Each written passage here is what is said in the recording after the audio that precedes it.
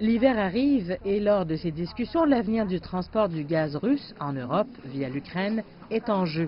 L'accord actuel de 10 ans expire en janvier. L'Ukraine et l'Union européenne ont déclaré vouloir signer un accord à long terme avec la Russie qui pourrait durer une décennie. Mais Moscou indique qu'elle souhaite un accord plus court, peut-être seulement d'une année. Environ le tiers des exportations de gaz russe vers l'Union européenne utilisent des pipelines ukrainiens. Pour Kiev, ce transit constitue une source importante de revenus alors que le pays utilise de plus une portion de cet approvisionnement en gaz.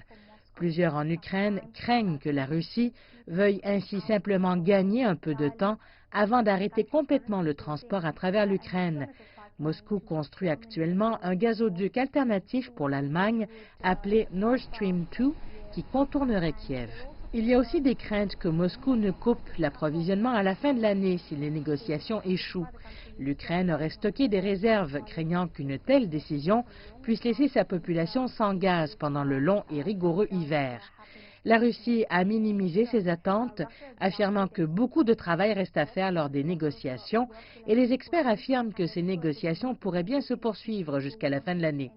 Ces discussions ont lieu dans un contexte de tensions persistantes entre la Russie et l'Ukraine sur la région contestée du Donbass.